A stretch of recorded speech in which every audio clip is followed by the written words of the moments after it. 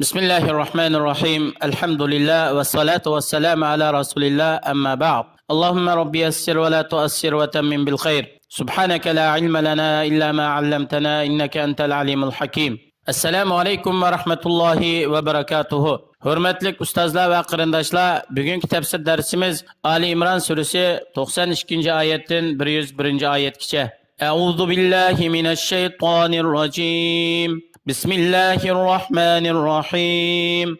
لن تنالوا البر حتى تنفقوا مما تحبون وما تنفقوا من شيء فإن الله به عليم كل الطعام كان حلا لبني إسرائيل إلا ما حرم إسرائيل على نفسه من قبل أن تنزل التوراة قل فأتوا بالتوراة فاتلوها إن كنتم صادقين فمن افترى على الله الكذب من بعد ذلك فأولئك هم الظالمون.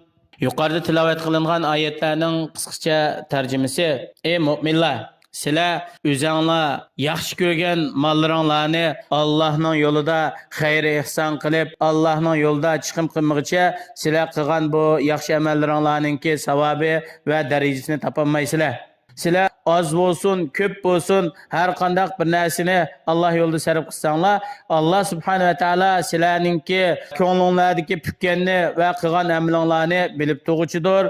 Allah subhanahu ve taala her bir insonni o'zining qilgan amaliga yarasha jazo mukofotlaydi.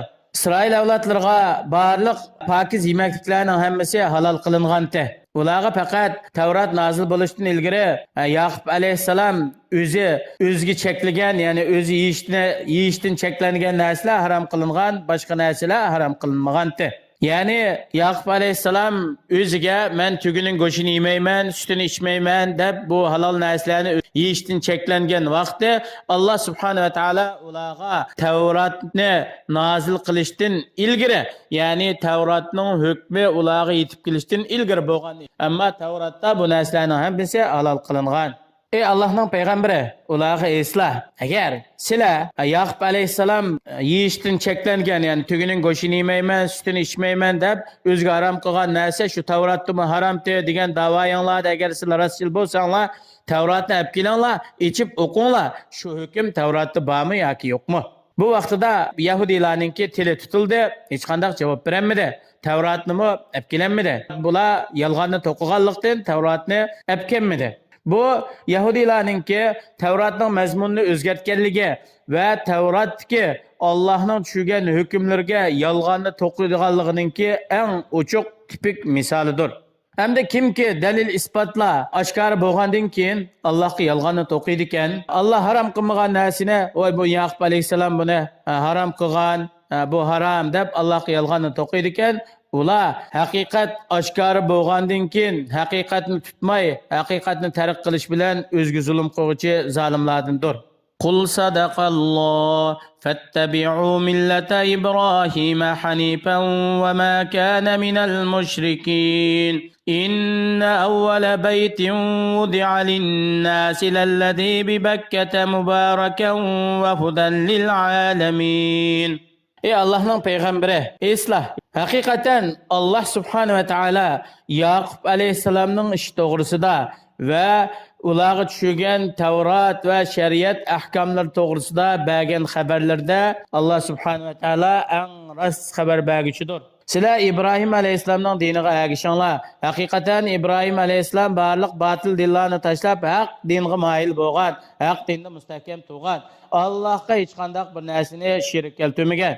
Zeminde insanlar için ibadet kılıp yasalgan tuncu öy Mekke'deki Allah'ın beyti olan haramdır. Bu mübarek öydür. Bununki dünya ahiretlik menfaat köptür. Ve şundakla bu Allah'ın beytide bütün alem için hidayet vardır. فيه آيات بينات مقام إبراهيم ومن دخله كان آمنا ولله على الناس حج البيت من استطاع إليه سبيلا ومن كفر فإن الله غني عن العالمين.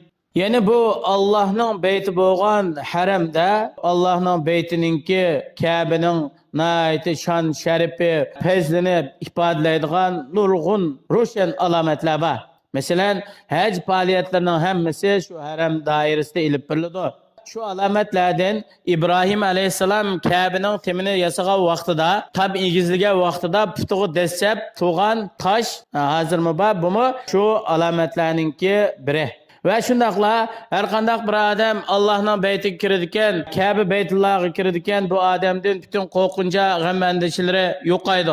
Allah'ın beytinin içinde bu adamga hech qandaq bir adam aziyat yetkazish ve ziyon yetkazishga qodir bo'lolmaydi yoki ziyon yetkazolmaydi. Mushu Beytullah'a kelishga qodir bo'ladigan, iqtisodiy yetadigan, tan salomatlikka yaxshi birib kelish jarayonida safarga bardoshlik beralaydigan yo'l kapolatga ega qilingan ahvol ostida zodiba kishilarningki Allohning beytiga kelib haj tavob qilishi, ya'ni Alloh uchun haj qilishi ularga farz qilindi.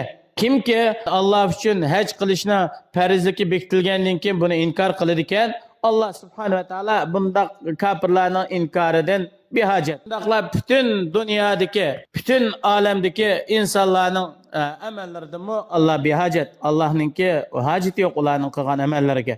قل يا أهل الكتاب لم تكفرون بآيات الله والله شهيد على ما تعملون قل يا أهل الكتاب لم تصدون عن سبيل الله من آمن تبغونها عوجا وأنتم شهداء وما الله بغافل أما تعملون.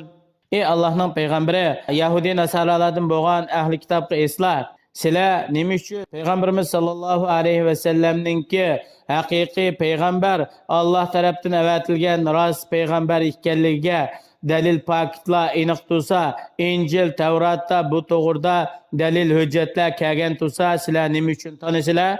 Allah subhanahu va taolo sizlarning bu qilmishinglardan xabardordir va buningga Alloh shahiddir. Alloh sizlarni shu qilmishinglar sababidan jazolaydi. Ey Allohning payg'ambari, yana ularga esla. Ey Yahudi Nasaralardan iborat bo'lgan ahli kitoblar, sizlar iymon etgan kishilarni Allohning dinidan nima uchun cheklaysizlar? Sizlar kishilarni haqdan botilga moyil qilish uchun Allohning diniga bir qing'irlik o'zgartishni talab qilasizlar va dinga kirgan kishilarni hidoyatdan ozg'urlikka chiqarish uchun sizlar Allah nazil qilgan bu islom dinining haqiqiy Alloh rozi bo'lib tanlagan din ekanligiga shahid turug'liq. Yani İncil, Tevrat'ta sizlarga bu to'g'rida dalillar bayon qilib turug'liq va bu dinninki haqiqiy rost din ekanligini kitobinglardagi dalil isbotlar tasdiqlagan turug'liq. Sizlar nima uchun shunday qilasizlar? Allah subhanahu va taolo sizlarning bu kufr qilmishinglardan hargiz g'ofil emas. Alloh kafir bo'lganliginglar, kishilarni Allohning dinidan to'sqanliginglardan Alloh g'ofil emas. Alloh sizlarni shu qilmishinglar bo'yicha jazolaydi. يا أيها الذين آمنوا إن تطيعوا فريقا من الذين أوتوا الكتاب يردوكم بعد إيمانكم كافرين. Ey Allah'a iman etgan, Allah'ın peygamberine ergashgan mu'minlar. Agar sizlar Yahudi Nasaralardan iborat ahli kitobdan bo'lgan ma'lum bir jamoat, ma'lum bir bo'lak kishilarga itoat qilib qolsanglar, ya'ni ularning degan so'zlarga va ularning fikr ko'z qarashlarini o'zining gumoni bo'yicha degan so'zlarni qabul qilib qolsanglar, ularning maqsadi sizlarning iymon etganliginglar va to'g'ri yo'lda bo'lganliginglarga hasad qilib, sizlarni iymon etgandan keyin kufrga qaytarib o'tishni yaxshi ko'radi. Sizlarni hidoyatdan ozg'unlikqa ilib berishni ular yaxshi ko'radi. Ularga hargiz itoat qilmanglar. Yuqorida tilovat qilingan oyatlardan ilinadigan foydalar, birinchisi Yahudilarningki Alloh subhanahu va taologa va Allohning payg'ambarlariga shu yolg'onni to'qiydiganligi.